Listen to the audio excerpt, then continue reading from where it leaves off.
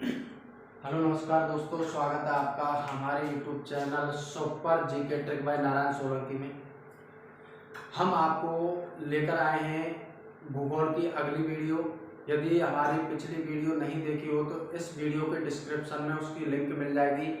अब बात करते हैं, हमने पढ़ा था उत्तर पश्चिम मरुस्थलीय प्रदेश के बारे में और उसमें हमने बताया था कि उत्तर पश्चिम मरुस्थलीय प्रदेश को दो भागों में बांटा गया है, एक तो संरचना के आधार पर और एक जलवायु के आधार पर। संरचना के आधार पर इर्ग, हम्माद और रैग उनके बारे में हम पढ़ चुके हैं। उसके बाद जो जलवायु के आधार पर हैं शुष्क और अर्ध शुष्क, तो शुष्क के बारे में हम पढ़ चुके हैं। शुष्क के दो भाग थे, बालुका स्तूप युक्त प्रदेश और बालुका स्तूप मुक्त प्रदेश। तो हम बात कर रहे थे बालुका स्तूप युक्त प्रदेश की और उसमें हमने बालुका स्तूप युक्त प्रदेश के बारे में बताया भी था कि बालुका स्तूप किसे कहते हैं और कौन कौन से बालुका स्तूप हैं, इनकी बात चल रही थी। किस किस जिले में है ये भी आपको बताया था।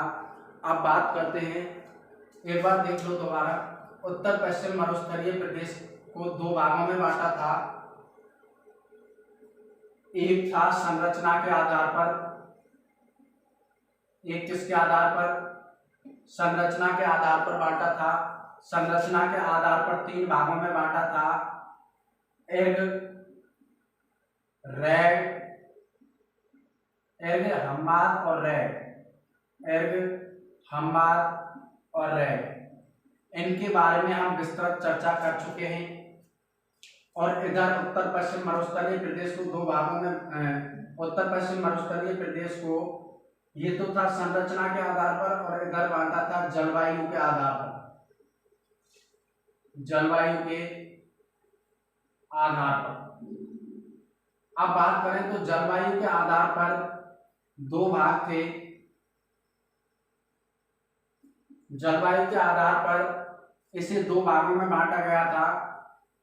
एक था शुष्क प्रदेश, शुष्क मरुस्थलीय प्रदेश कह सकते हैं, शुष्क प्रदेश, और एक था अर्ध शुष्क प्रदेश, अर्ध शुष्क प्रदेश। हम शुष्क प्रदेश की बात कर रहे थे और शुष्क प्रदेश को भी दो भागों में बांटा गया है।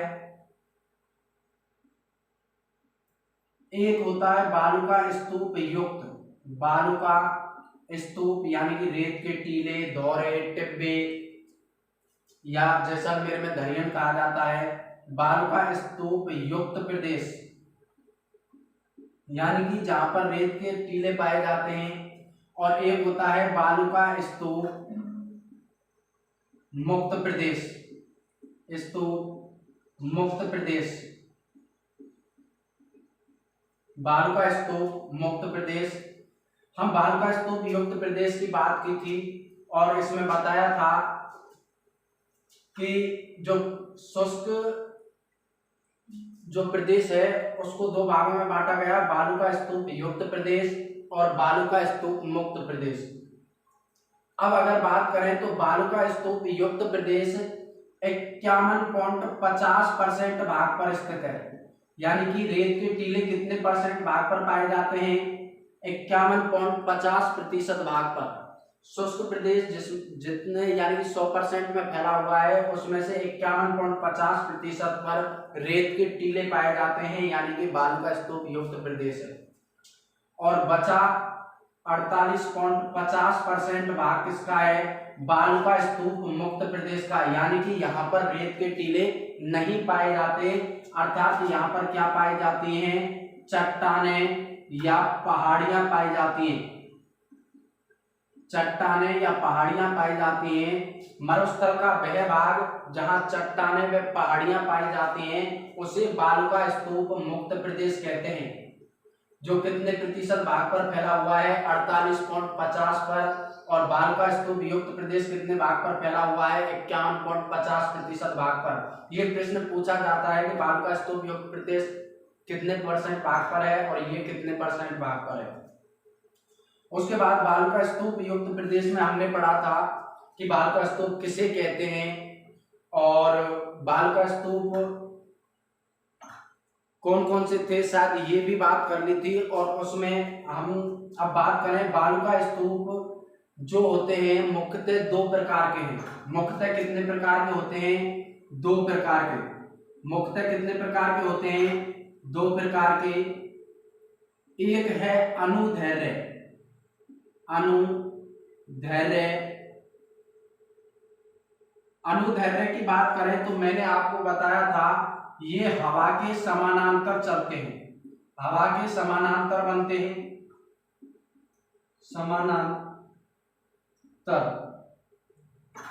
समानांतर बनते हैं हवा के, यानी कि कह सकते हैं 180 डिग्री पर बनने वाले, या हम कह सकते हैं पवनानुवर्ती। पवनानुवर्ती यानी पवन की दिशा के अनुसार, यानी एक ही हवा के एक ही दिशा में बहने के कारण बने बालू का स्तूप। उसके बाद इन्हें रेखीय भी कहा जाता है। क्या कहा जाता है? रेखीय। तो अनुदैर्घ्य बालू का स्तूप हमने बताया था, ये पवन चल रही है यानी कि हवा, और इधर जो ये टीले बनते हैं इस आकृति में, तो देखो ये रेखीय है। कैसा है? रेखीय, यानी रेखा की तरह। तो इन्हें क्या कहा जाता है? रेखीय। पवनानुवर्ती यानी पवन के अनुवर्ती है, यानी पवन के अनुसार है, यानी समानांतर है। तो इस प्रकार के बालू का स्तूपों को क्या कहेंगे? अनुदैर्घ्य। और अनुदैर्घ्य जो बालू का स्तूप है सर्वाधिक कहाँ पाए जाते हैं? तो सर्वाधिक पाए जाते हैं जैसलमेर जिले में। सर्वाधिक कहाँ पाए जाते हैं? जैसलमेर जिले में। कौन से बालू का स्तूप? अनुदैर्घ्य बालू का स्तूप, पवनानुवर्ती, रेखीय, 180 डिग्री पर बनने वाले, हवा के समानांतर बनने वाले। उसके बाद बात करें, एक पढ़ा था हमने अनुप्रस्थ।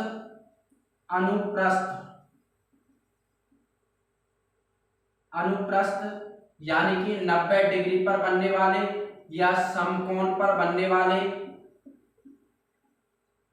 समकोण पर बनने वाले कौन क्या कहलाते हैं? अनुप्रस्थ कोण कहलाते हैं। और अनुप्रस्थ मतलब अनुप्रस्थ बाल का स्तूप कहलाते हैं। अनुप्रस्थ बाल का स्तूप कैसे बनते हैं? देखिए, ये पवन है और इन्हें अवरोधी बालू का स्तूप भी कहा जाता है। कैसे? अवरोधी बालू का स्तूप भी कहा जाता है, क्योंकि ये देखो यहाँ कोई पहाड़ी या चट्टान हो सकती है, ये हवा इधर से चली, ये अपने साथ बालू के कण उठाकर लाएगी, और ये बालू के कण यहाँ आकर ये इस श्रृंखला में ही चलेंगे यहाँ से, क्योंकि छोड़ती आएगी हवा इनको, और यहाँ बाधा के कारण ये ऐसे चले जाएंगे। तो आप देख सकते हो ये जो आकृति बन रही है ये कैसी है? तो समकोण, यानी कि 90 डिग्री पर, यानी इन्हें कह सकते हैं अवरोधी बालू का स्तूप। और ये सर्वाधिक पाए जाते हैं कहां पर? जोधपुर जिले में। सर्वाधिक कहां पाए जाते हैं? जोधपुर जिले में पाए जाते हैं। उसके बाद हाँ, एक बात मैं कल बताना भूल गया कि बालू का स्तूप युक्त प्रदेश को महान भारतीय मरुस्थल भी कहा जाता है, ये हमने बताया था। अब क्वेश्चन पूछा जाता है कि महान भारतीय मरुस्थल वाले जिले कौन कौन से हैं? तो मुख्यतः बात करें तो महान मरुस्थल में एक तो जैसलमेर का पूरा भाग आता है, जैसलमेर जिले का पूरा भाग आता है। उसके बाद बीकानेर जिले का पूरा भाग आता है, और एक है बाड़मेर, इसका आधा भाग आता है। किसमें? बालू का स्तूप युक्त प्रदेश में, यानी कि इसे महान भारतीय मरुस्थल कहा जा सकता है, या महान भारतीय मरुस्थल वाले जिले कहा जाता है जैसलमेर, बीकानेर और बाड़मेर।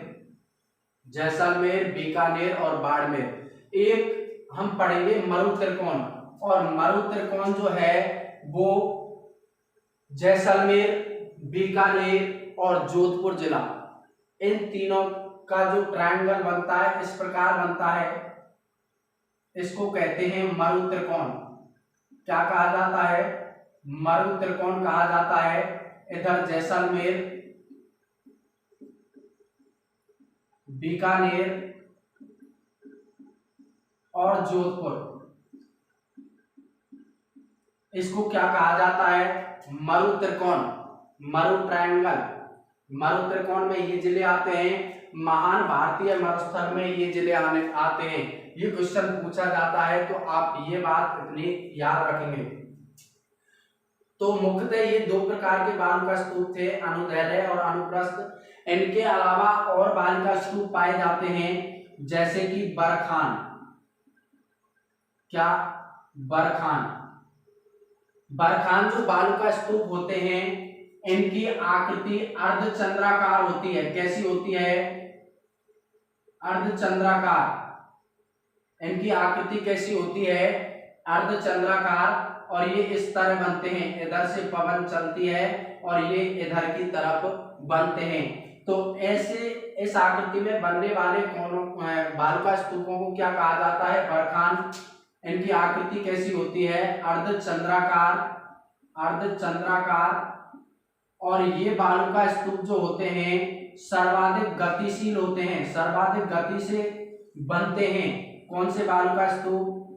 तो बरखान बालुका स्तूप सर्वाधिक गतिशील है और ये गतिशील होने के कारण ही सर्वाधिक हानिकारक है। सर्वाधिक हानिकारक बालुका स्तूप कौन से हैं? बहुत क्वेश्चन पूछा जाता है। सर्वाधिक गतिशील, अर्धचंद्राकार, सर्वाधिक हानिकारक दोहरे या बालुका स्तूप कौन से हैं? तो वो हैं बरखान। और ये इस प्रकार बनते हैं, इधर हवा चलती है और ये अर्धचंद्राकार रूप में बनते हैं। और ये सर्वाधिक जो पाए जाते हैं ये चूरू जिले में पाए जाते हैं। कहाँ पाए जाते हैं? चूरू जिले में पाए जाते हैं। और बात करें तो शेखावाटी प्रदेश में पाए जाते हैं। प्रश्न पूछा जाता है या तो डायरेक्ट जिले का पूछ लेता है या प्रदेश का पूछता है कि बरखान बालुका स्तूप कहाँ पाए जाते हैं, तो शेखावाटी प्रदेश में या चूरू जिले में सर्वाधिक पाए जाते हैं। और ये कैसे हैं? हानिकारक। जैसे कि आप देख सकते हो, इधर जैसे कि ये सड़क है और इधर है खेत और खेतों में बोई हुई है फसल।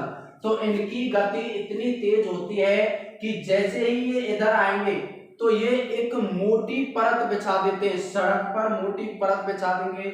ऐसे ही अगर कोई खेत है तो उसमें भी मोटी परत बिछा देंगे। तो आप बताओ, जैसे यहाँ पर अगर कोई फसल उग रही है और उसके ऊपर मोटी परत बिछ जाएगी तो फसल का तो राम नाम सत्य हो जाएगा, यानी कि हानिकारक इसलिए कहा जाता है। बात समझ में आई? और ये जो बरखान बालुका स्तूप है मरुस्थल के प्रसार के लिए सर्वाधिक उपयोगी है, यानी मरुस्थल का प्रसार करते हैं।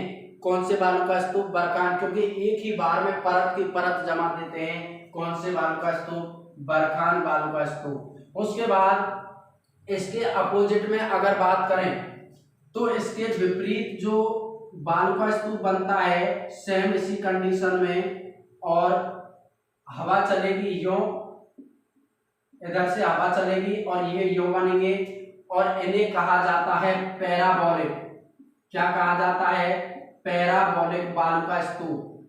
पैराबोलिक बालुका स्तूप कहा जाता है।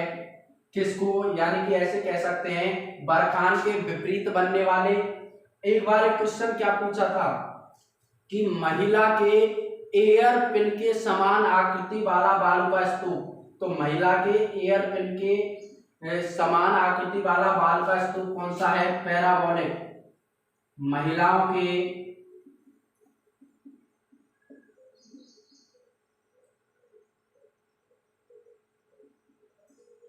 हेयर पिन के समान आकृति वाला बालुका स्तूप कौन सा है? तो पैराबोलिक। उसके बाद बात करें तो पैराबोलिक बालुका स्तूप सभी स्थानों पर बन सकते हैं। सभी स्थानों पर बन सकते हैं। कौन से बालुका स्तूप? पैराबोलिक बालुका स्तूप। एक बात करें डायरेक्टली कि सर्वाधिक बालुका स्तूप कहाँ पाए जाते हैं। क्वेश्चन आता है जैसे सर्वाधिक बालुका स्तूप कहाँ पाए जाते हैं, तो सर्वाधिक बालुका स्तूप पाए जाते हैं जैसलमेर जिले में और चूरू जिले में। सर्वाधिक कहाँ पाए जाते हैं? जैसलमेर और चूरू में। और एक क्वेश्चन आता है सभी प्रकार के जो बालुका स्तूप है वो कहाँ पाए जाते हैं, तो वो पाए जाते हैं जोधपुर जिले में। कहाँ, जोधपुर जिले में। आप ये जो इधर लिखा हुआ है इस पे ही ध्यान नहीं देना, उस पे भी ध्यान देना है कि मैं क्या बोल रहा हूँ, यानी मैं क्या बोल रहा हूँ उनको भी आप अपने नोट्सों में समाहित करें। उसके बाद बात करें, एक होते हैं तारानुमा। तारानुमा बालुका स्तूप किस प्रकार के, तारानुमा बालुका स्तूप, यानी कि इनकी आकृति तारे के समान होती है और ये 3 या 3 से अधिक भुजाओं वाले हो सकते हैं। ये देखो 1 2 3 4 5 6 7, यानी तीन भुजाओं वाले कम से कम, और 3 से अधिक भुजाओं वाले आकृति वाले जो बालुका स्तूप है उन्हें क्या कहा जाता है, तारानुमा बालुका स्तूप। और इससे क्वेश्चन पूछा जाता है कि तारानुमा बालुका स्तूप सर्वाधिक कहाँ पाए जाते हैं, तो सर्वाधिक पाए जाते हैं जैसलमेर जिले में। सर्वाधिक कहाँ पाए जाते हैं, जैसलमेर जिले में पाए जाते हैं। उसके बाद जैसलमेर जैसे ऑप्शन में नहीं होता है तो सूरतगढ़ ऑप्शन में देता है। क्या देता है, सूरतगढ़, सूरतगढ़ या अनूपगढ़। ये कहाँ है, दोनों स्थान है गंगानगर जिले में। तो तारानुमा बालुका स्तूप सर्वाधिक तो पाए जाते हैं जैसलमेर में। यदि जैसलमेर ऑप्शन में नहीं होता तो सूरतगढ़ और अनूपगढ़, और तीनों ही ऑप्शन में होते हैं तो उपरोक्त सभी। तो बात समझ में आया, तारानुमा बालुका स्तूप। उसके बाद पैराबोलिक, बरखान, अनुप्रस्थ, अनुदैर्घ्य। अब एक होते हैं, जैसे ये हमारी झाड़ियां हैं, क्या है, झाड़ियां। इन झाड़ियों के ऊपर जो इस बालुका स्तूप बनते हैं, झाड़ियों के ऊपर बनने वाले बालुका स्तूपों को कहा जाता है सब्रकापीज।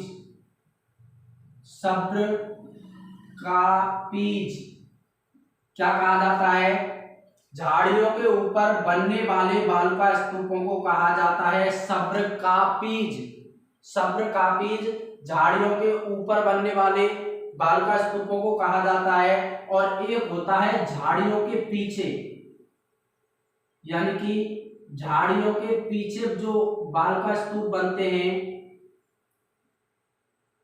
उन्हें क्या कहा जाता है, तो इन्हें कहा जाता है नेवखा।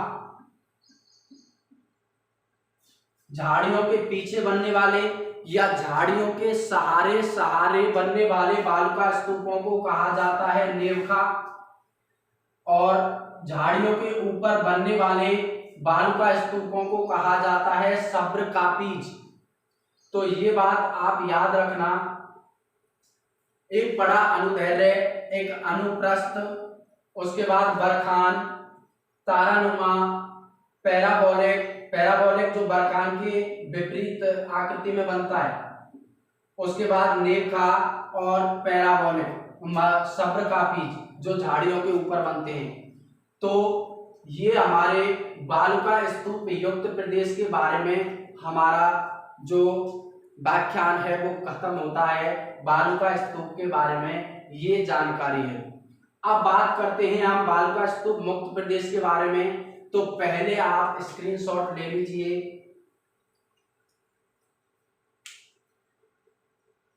अनुप्रस्थ जो हवा के समकोण बनते हैं, तो स्क्रीनशॉट ले लिया होगा।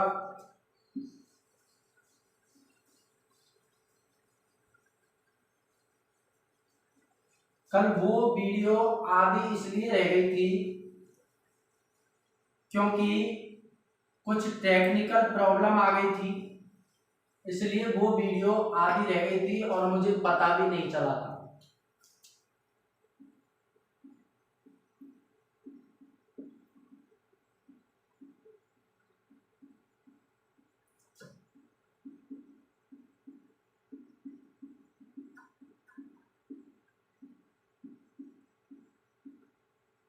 तो सबसे पहले बालुका स्तूप मुक्त प्रदेश जहां पर रेत के टीले नहीं पाए जाते, जहां रेत के टीले नहीं पाए जाते, ऐसे कह सकते हैं जहां रेत के टीले नहीं पाए जाते उन्हें कहा जाता है बालू का स्तूप मुक्त प्रदेश। या हम कह सकते हैं ऐसा मरुस्थल क्षेत्र जहां पहाड़ियां व चट्टानें पाई जाती हैं,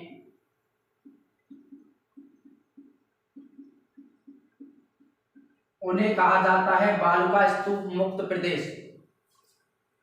उसके बाद बात करें इसके अंतर्गत, यानी कि चट्टान और पहाड़ियां ही आएंगी, तो इसके अंतर्गत जो आता है वो एक तो जैसलमेर जिले का पोखरण क्षेत्र आता है। हमने हनुमान में पढ़ा था पोखरण और रामगढ़, ये क्षेत्र पढ़ा था। उसके बाद एक क्षेत्र पढ़ा था हमने जोधपुर का फलौदी, ये कहाँ है? जोधपुर में। एक हमने पढ़ी थी बाड़मेर में छप्पन की पहाड़ियां।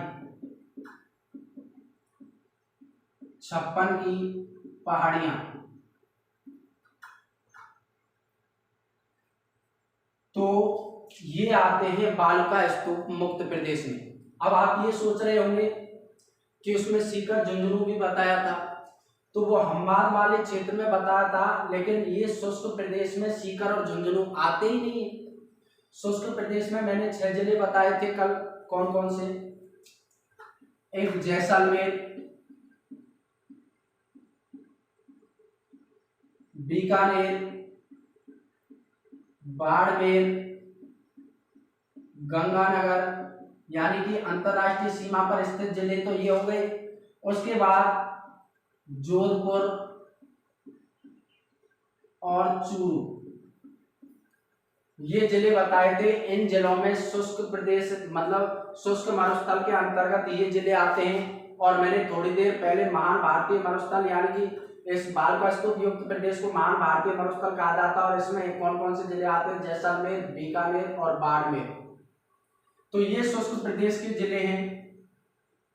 तो अब इसमें सीकर झुंझुनू है ही नहीं, तो बालू का स्तूप मुक्त प्रदेश में सीकर झुंझुनू क्यों लिखेंगे?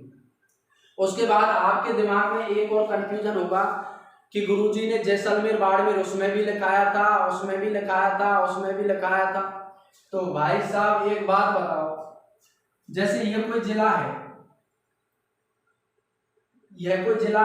तो आपने देखा होगा इस जिले में पहाड़ियां भी होती हैं, पठार भी होते हैं,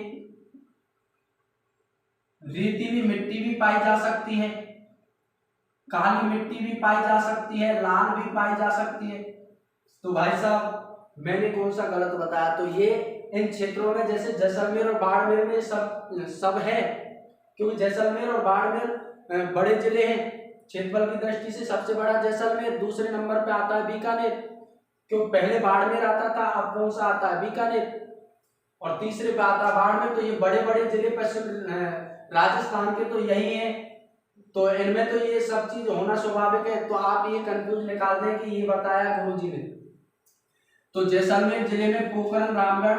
अगर बात करें जैसलमेर में इसी बालू का स्तूप मुक्त प्रदेश का जो अवशेष यानी पहाड़ी है, आपने पढ़ा होगा आकलबुढ़ फॉसिल्स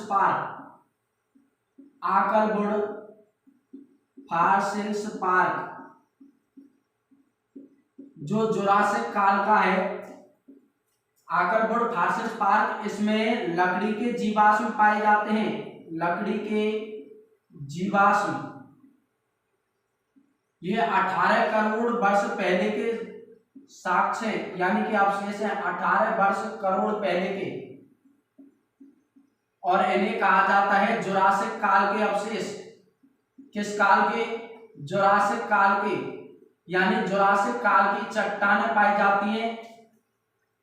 ठीक है, वो जैसलमेर जिले में है। वो बालका स्तूप मुक्त प्रदेश के अंतर्गत आते हैं। उसके बाद फलौदी का क्षेत्र आता है बालका स्तूप मुक्त प्रदेश में, और उसके बाद बाड़मेर की 56 की पहाड़ियां आती हैं, और 56 की पहाड़ियों को ही नाकोड़ा पर्वत कहा जाता है। और नाकोड़ा में पार्श्वनाथ का जैन मंदिर है बाड़मेर में ही, उसे राजस्थान का मेवा नगर कहा जाता है। तो ये बात भी आप नोट करें। तो ये बालका स्तूप मुक्त प्रदेश की बात थी। बालका स्तूप मुक्त प्रदेश है जो खासकर जैसलमेर और बाड़मेर में फैला हुआ है, वैसे जोधपुर में भी है। तो मुख्यतः जैसलमेर और बाड़मेर, और कुछ हिस्सा आता है किसका, जोधपुर जिले का। तो ये बात आप याद रखेंगे, और हमारा शुष्क प्रदेश होता है कंप्लीट। आप स्क्रीनशॉट ले लें तो मैं सबको साफ कर दूं, और उसके बाद हम बात करें अर्ध शुष्क प्रदेश की। शुष्क प्रदेश हमारा कंप्लीट हो चुका है, अब बात करेंगे हम अर्ध शुष्क प्रदेश की। तो आप स्क्रीनशॉट ले लीजिए।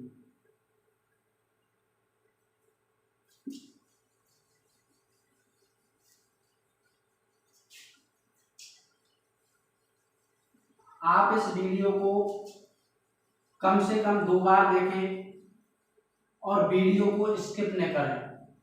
अगर आप वीडियो को स्किप करेंगे तो आपकी समझ में कुछ भी नहीं आएगा। अगर आप पूरे ध्यान से इस वीडियो को देखते हैं तो मैं वादा करता हूं कि अगली बार और किसी भी वीडियो को पढ़ने की जरूरत नहीं पड़ेगी, और आप रेगुलरली नोट्स बनाते जाएं।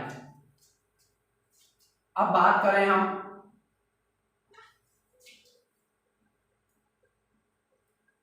अर्धशुष्क प्रदेश।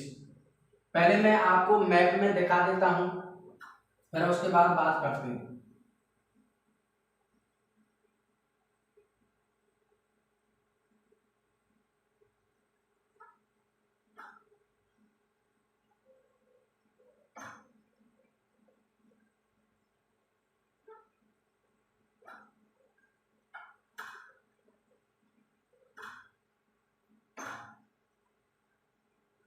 तो ये है अपना राजस्थान।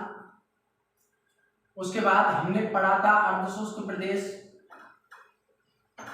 तो अर्धशुष्क प्रदेश वाला भाग ये है जिसमें 0 से 25 सेमी वर्षा होती है, नाम मात्र की वनस्पति पाई जाती है, और ऐसा गांव था समगांव। और जो ये भाग जो हमारा है ये है अर्धशुष्क प्रदेश का। ये शुष्क प्रदेश और ये हमारा है अर्धशुष्क प्रदेश। शुष्क प्रदेश और अर्धशुष्क प्रदेश आप गौर से देखें, मैं जिले लिख रहा हूं। यहां गंगानगर का कुछ हिस्सा आता है शुष्क में, गंगानगर का कुछ हिस्सा। उसके बाद बीकानेर का पूरा हिस्सा आता है, इधर जैसलमेर का पूरा हिस्सा आता है। उसके बाद ये बाड़मेर का आधा हिस्सा आता है, बाड़मेर। उसके बाद जोधपुर का 2/3 हिस्सा आता है, जोधपुर का। उसके बाद यहां चूरू का आधा हिस्सा आता है, किसका, चूरू जिले का। और कुछ हिस्सा नागौर का भी आता है। तो ये शुष्क प्रदेश वाले जिले हैं, जैसलमेर, बीकानेर, गंगानगर का कुछ हिस्सा, चूरू का आधा भाग, नागौर का आधे से कम, जोधपुर का आधे से ज्यादा, और बाड़मेर का आधा भाग। ये किस में आते हैं, शुष्क प्रदेश में। अब आप एक बात और ध्यान रखो, ये जो चूरू आधा है, नागौर का कुछ हिस्सा, जोधपुर का कुछ हिस्सा, बाड़मेर का कुछ हिस्सा शुष्क प्रदेश में भी है, और ये अर्ध शुष्क प्रदेश में भी आएंगे या नहीं, क्योंकि आधा हिस्सा इधर तो आधा इधर, तो ये जिले आएंगे। उसके बाद अर्ध शुष्क प्रदेश में यहां जालौर, कौन सा जिला, जालौर आएगा। उसके बाद पाली जिला आएगा, कौन सा जिला, पाली। उसके बाद इधर सीकर और झुंझुनू का कुछ हिस्सा आएगा। अब एक बात याद रखो, सीकर झुंझुनू का जो कुछ हिस्सा है यानी उत्तर पश्चिम रेगिस्तान में आ रहा है, यानी कि अर्ध शुष्क प्रदेश में आ रहा है, और कुछ हिस्सा इसका किस में आएगा, अरावली में। किस में आएगा, अरावली पर्वतमाला में। ये बात याद रखना सीकर झुंझुनू का। उसके बाद यहां बचता है हनुमानगढ़। तो आप अब इनको गिन सकते हो। टोटल उत्तर पश्चिम मरुस्थलीय प्रदेश में कितने जिले बताए थे, 12 जिले बताए थे। जबकि बात करें अरावली के पश्चिम में जिले कितने हैं, तो 13। 12 जिले तो उत्तर पश्चिम रेगिस्तान के और एक सिरोही जिला। और मैंने बताया था कि सिरोही जिले को उत्तर पश्चिम मरुस्थलीय प्रदेश में शामिल नहीं किया गया है, सिरोही जिले को। तो 12 जिले तो उत्तर पश्चिम मरुस्थलीय प्रदेश के और एक सिरोही, ये अरावली के पश्चिम में स्थित जिले हैं। कितने, 13। अरावली के पश्चिम में स्थित जिले 13, उत्तर पश्चिम मरुस्थलीय प्रदेश में जिले 12। तो देखो 1 2 3 4 5 6 7 8 9 10 11 और 12, ये 12 जिले हो गए हमारे उत्तर पश्चिम मरुस्थलीय प्रदेश के। अब जो ये हिस्सा है अर्ध शुष्क प्रदेश का, इसे मैं अलग से बना देता हूं।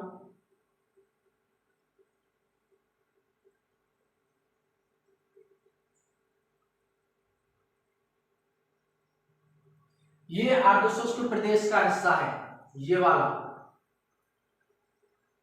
अब हमने कल बता भी दिया था कि जो अर्ध शुष्क प्रदेश है ये 4 भागों में बटा हुआ है। कितने भागों में, अर्ध शुष्क प्रदेश कितने भागों में बटा हुआ है, तो 4 भागों में। कितने भागों में, 4 भागों में बटा हुआ है। एक है घग्गर का मैदान, ये घग्गर का मैदान है। घग्गर का मैदान गंगानगर हनुमानगढ़ के आसपास का क्षेत्र घग्गर का मैदान कहलाता है। उसके बाद सीकर झुंझुनू, यानी कि ये चूरू सीकर झुंझुनू का क्षेत्र, यानी कि शेखावाटी क्षेत्र। कौन सा क्षेत्र, शेखावाटी क्षेत्र। और शेखावाटी क्षेत्र को ही हम कांतली नदी का प्रवाह क्षेत्र कह सकते हैं। इसे बांगर प्रदेश कह सकते हैं। कैसा, बांगर। एक होता है बांगर और एक होता है बागड़। और बागड़ के बारे में हम ऐतिहासिक स्वरूप में पढ़ चुके हैं कि बागड़ बा से बांसवाड़ा और डै से डूंगरपुर, यानी बांसवाड़ा डूंगरपुर के आसपास के क्षेत्र को कहते हैं बांगड़, और ये है बागर। और बांगर कहते हैं उस क्षेत्र को जहां पर अनुपजाऊ मिट्टी पाई जाती है। उसके बाद यहां पर है नागौरी उच्च भूमि, नागौरी उच्च भूमि। और एक है यहां पर लूनी नदी का क्षेत्र, यानी कि गौड़वाड़ क्षेत्र।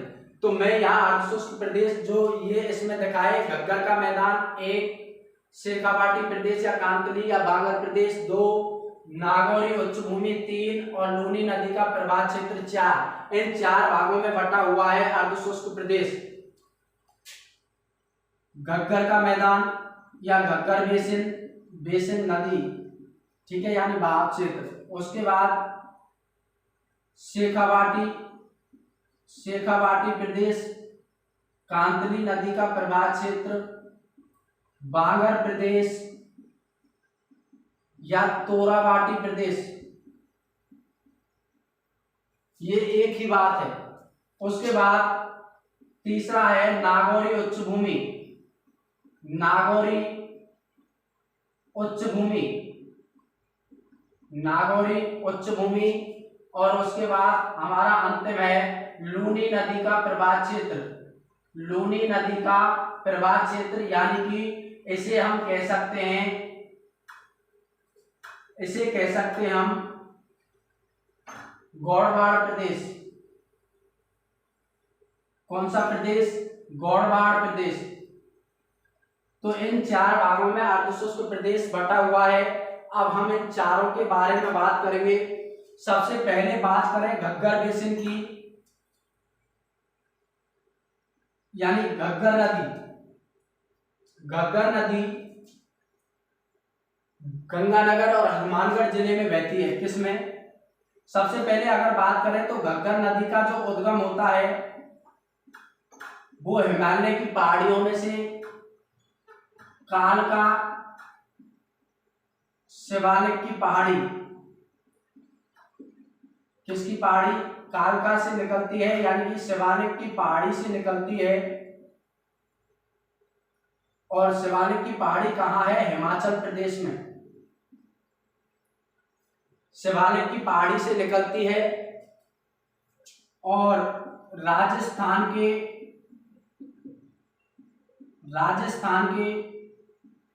टिब्बी नामक स्थान पर ये प्रवेश करती है, राजस्थान में। हम इसका लोगो मतलब चित्र बनाकर बताएंगे, आप देखते रहें।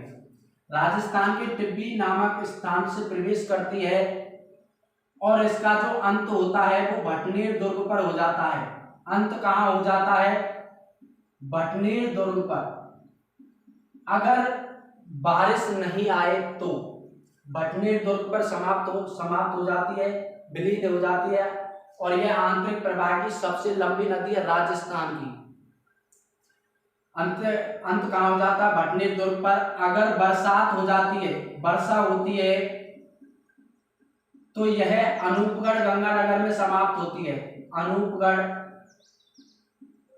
गंगानगर में।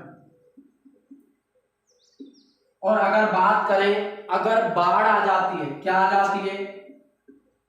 बाढ़ आ जाती है तो इसका पानी फोर्ट अब्बास पाकिस्तान में पहुंच जाता है। कहां पहुंच जाता है? फोर्ट अब्बास पाकिस्तान में। आपको याद रखना है कि घग्गर नदी का उद्गम होता है शिवालिक की पहाड़ी हिमाचल प्रदेश से, राजस्थान में प्रवेश करती है टिब्बी नामक स्थान पर, हनुमानगढ़ में। टिब्बी हनुमानगढ़ में है।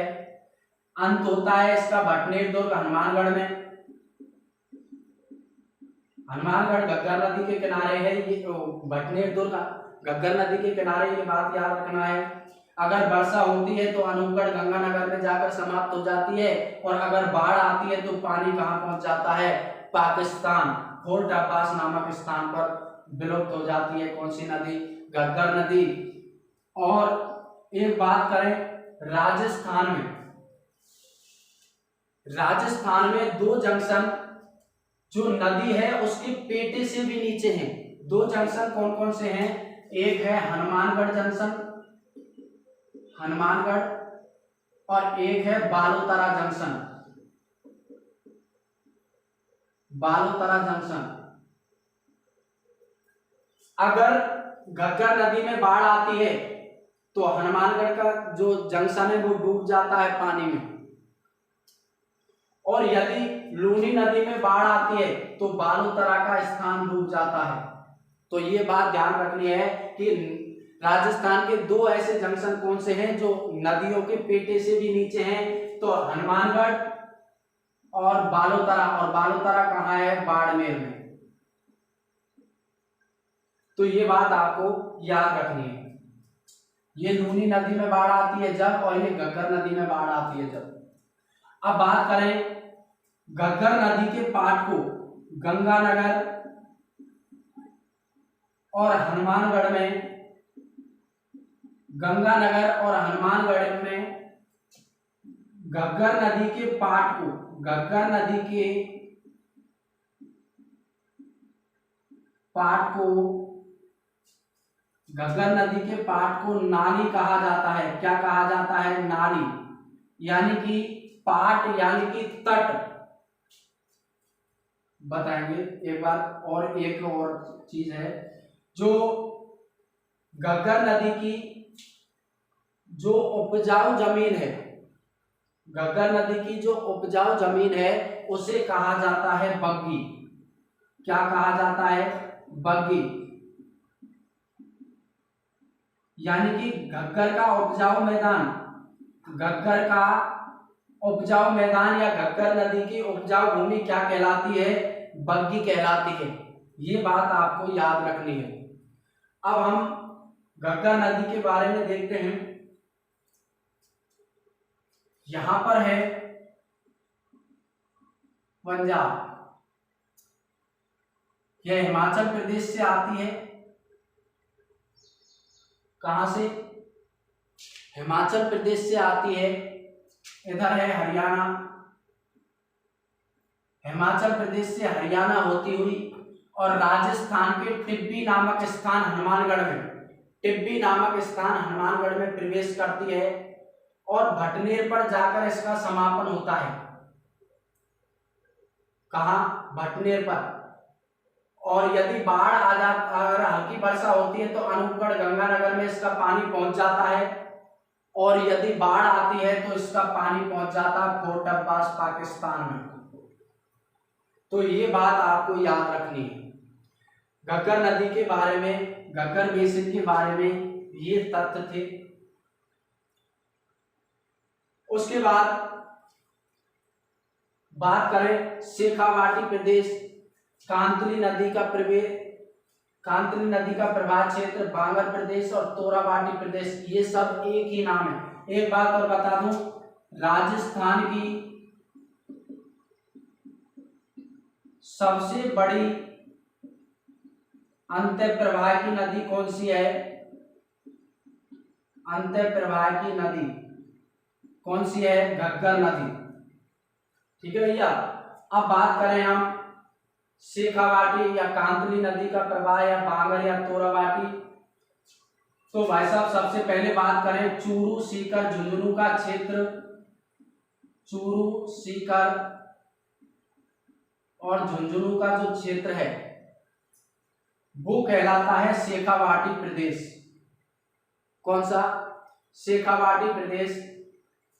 कांतली का जो प्रवाह क्षेत्र है यह सीकर और झुंझुनू में बहती है। कौन सी नदी?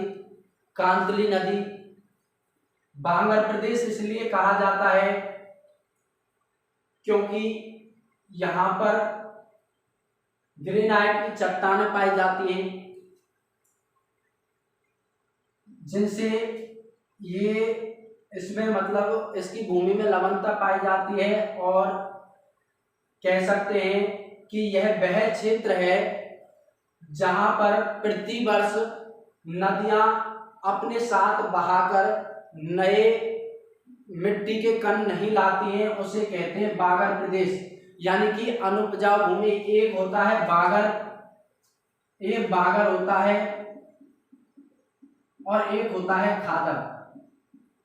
खादर वो होता है जिसमें प्रतिवर्ष नदियां अपने साथ उपजाऊ मिट्टी के जो महीन कण लेकर आती हैं और उसे उस क्षेत्र में छोड़ देती हैं, तो उसे तो कहा जाता है खादर, यानी कि उपजाऊ भूमि। और बागर, बागर वो होता है जिसमें कई वर्षों से नदियों द्वारा नई मिट्टी नहीं लाई गई है या नई मिट्टी के कण नहीं लाए गए हैं, वो प्रदेश कहलाता है बागर, यानी कि अनुपजाऊ मैदान, यानी कि अनुपजाऊ भूमि क्या कहलाता है? बागर। और उपजाऊ भूमि क्या कहलाती है? खादर। कांतली नदी के प्रवाह क्षेत्र को तोराबाटी कहा जाता है। उसके बाद बात करें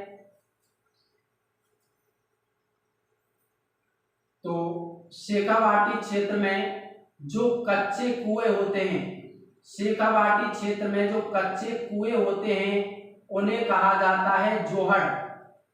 क्या कहा जाता है? जोहड़ या नाड़ा कहा जाता है। कच्चे कुओं को क्या कहा जाता है? जोहड़ या नाड़ा। और पक्के कुओं को कहा जाता है प्रकाशनाट। शेखावाटी प्रदेश में पक्के कुओं को क्या कहा जाता है? प्रकाशनाट। और कच्चे कुओं को क्या कहा जाता है? जोहड़ या नाड़ा। उसके बाद बात करें तो शेखावाटी प्रदेश में सर्वाधिक कुओं का निर्माण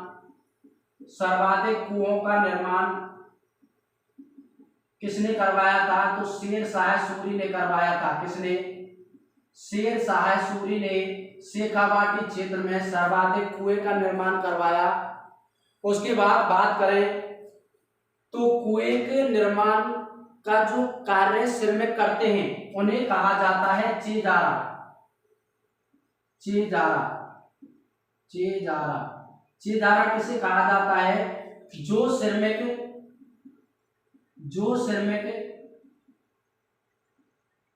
कुएं की चिनाई करते हैं, यानी कि चिनाई का कार्य करने वाले व्यक्ति को क्या कहा जाता है? चिजारा कहा जाता है। जो सिर में कुएं की चिनाई का कार्य करते हैं, यानी कि जो चिनाई का कार्य करते हैं, उन्हें क्या कहा जाता है? चिजारा कहा जाता है। और कुएं के तल को चोगी कहा जाता है। जैसे ये कुआं है,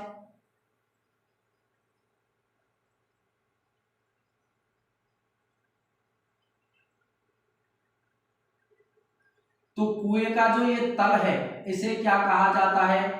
चोगी। और बग्गी किसे कहा जाता है? जो घग्गर के मैदान की जो घग्गर का जो उपजाऊ मैदान है या उपजाऊ भूमि है उसे कहा जाता है बग्गी। और चोगी किसे कहा जाता है? तो कुएं के तल को, कुएं के तल को कहा जाता है चोगी। तो ये बात याद रखनी है आपको। शेखावाटी प्रदेश में अनुपजाऊ भूमि पाई जाती है, इसीलिए इसे बांगर प्रदेश के नाम से जाना जाता है। यह कांतली नदी का प्रवाह क्षेत्र है और कांतली नदी भी आंतरिक प्रवाह की नदी है। ये बात याद रखना, कांतली नदी आंतरिक प्रवाह की नदी है। गणेसर की सभ्यता इसी नदी के किनारे पनपी। गणेसर सीकर में। तोरावाटी प्रदेश कहा जाता है और इसे शेखावाटी प्रदेश भी कहा जाता है। और शेखावाटी प्रदेश में चूरू, सीकर, झुंझुनू आते हैं। और शेखावाटी प्रदेश को राव शेखा के द्वारा बसाया गया था। किसके? राव शेखा के द्वारा बसाया गया था। किसे? शेखावाटी प्रदेश को। अब उसके बाद बात करें नागौरी उच्च भूमि। अगर आप कहें, आप पहले स्क्रीनशॉट ले लें, मैं इसे साफ कर देता हूं।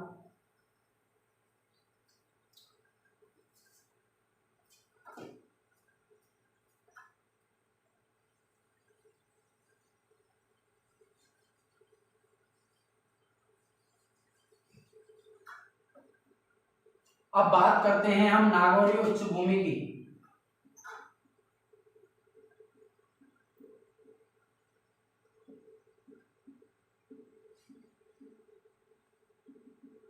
नागौरी उच्च भूमि, तो यह नागौर क्षेत्र की भूमि जो है उसे नागौरी उच्च भूमि कहा जाता है, जो अर्धशुष्क प्रदेश के अंतर्गत आती है।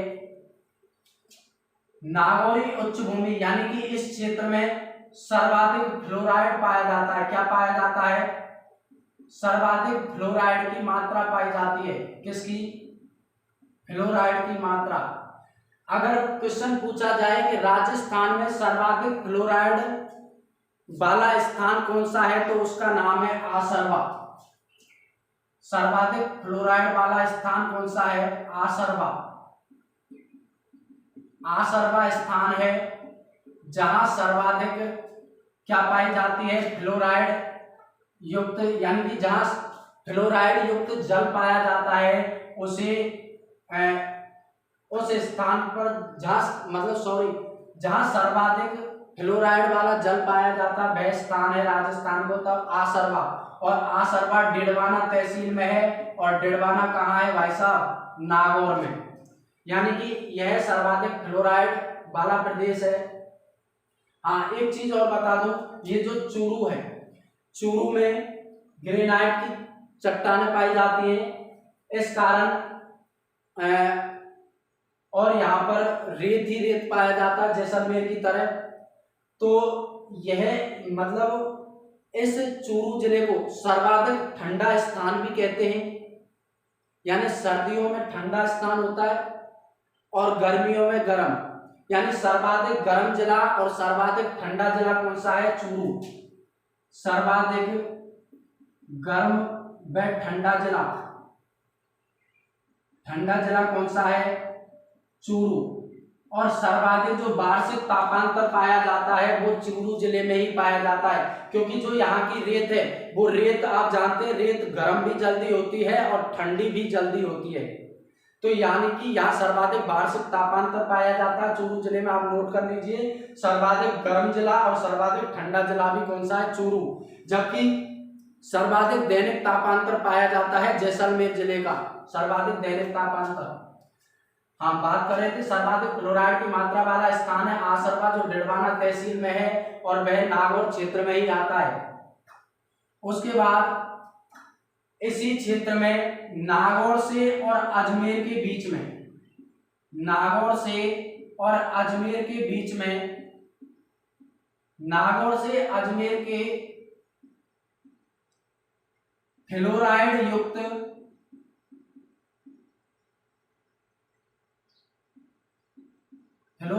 युक्त जल के क्षेत्र को कुबड़ पट्टी कहा जाता है। क्या कहा जाता है? कुबड़ पट्टी, या इसे बांका पट्टी भी कहा जाता है। क्या? बांका पट्टी। कुबड़ पट्टी या बांका पट्टी किसे कहा जाता है? तो नागौर और अजमेर के बीच के फ्लोराइड युक्त जल के क्षेत्र को क्या कहा जाता है? कुबड़ पट्टी या बांका पट्टी।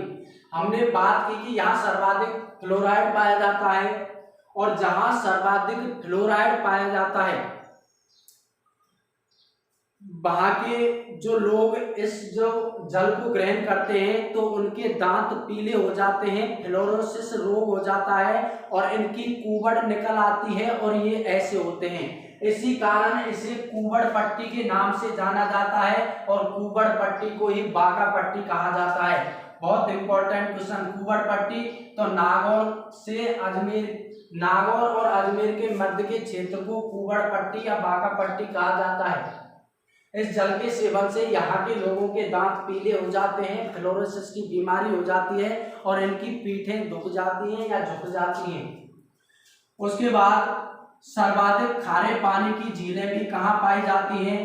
तो नागौर जिले में सर्वाधिक खारे पानी की झीलें हैं, जैसे डिडवाना झील, कुचामन झील, ये सब कहाँ है? नागौर में। सर्वाधिक खारे पानी की झीलें नागौर में पाई जाती हैं। और इसी नागौरी उच्च भूमि में हरे कबूतर पाए जाते हैं। कौन से कबूतर? हरे कबूतर। और ये खासकर यूपी के हैं, यूपी में पाए जाते हैं। और हरे कबूतरों की खासियत ये है कि ये कभी जमीन पर नहीं बैठते। ये कहाँ नहीं बैठते? जमीन पर नहीं बैठते। और हरे कबूतर कहाँ पाए जाते हैं? तो नागौरी उच्च भूमि में पाए जाते हैं। इसके अलावा राजस्थान में सरिस्का अभ्यारण्य अलवर में पाए जाते हैं।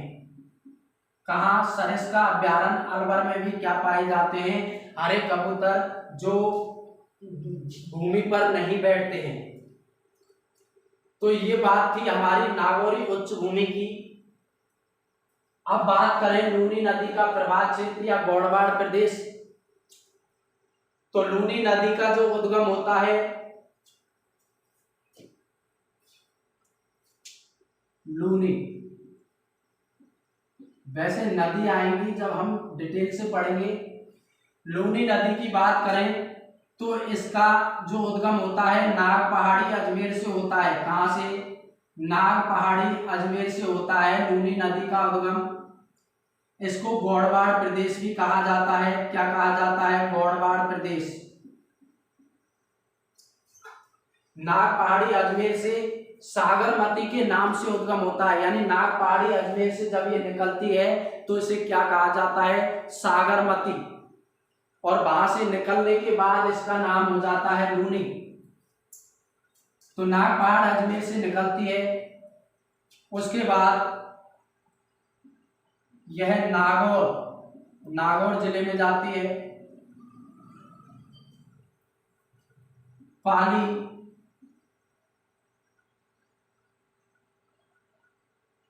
जोधपुर, बाड़मेर और जालौर जिले में।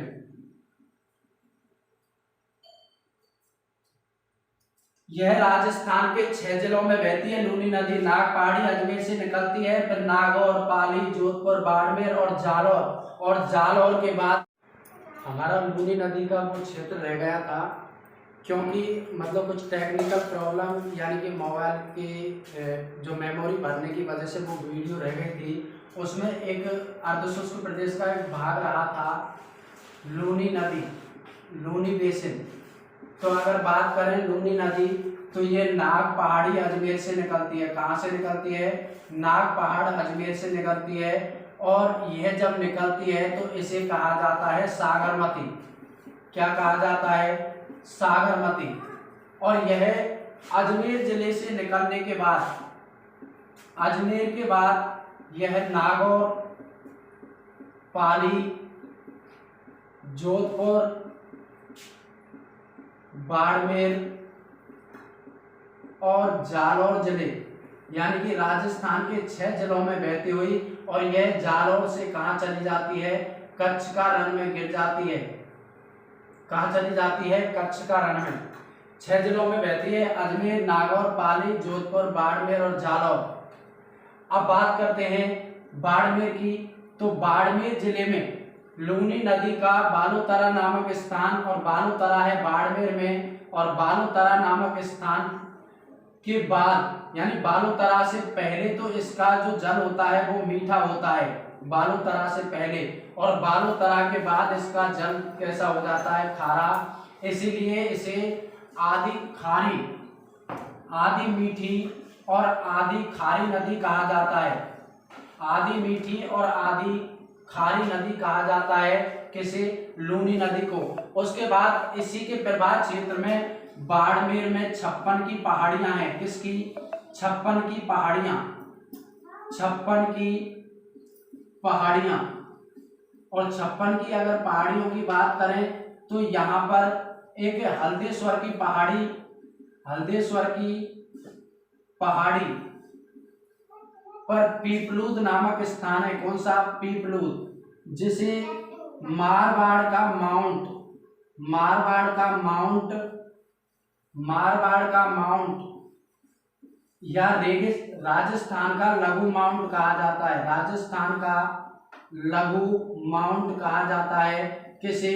पीपलूद नामक स्थान को।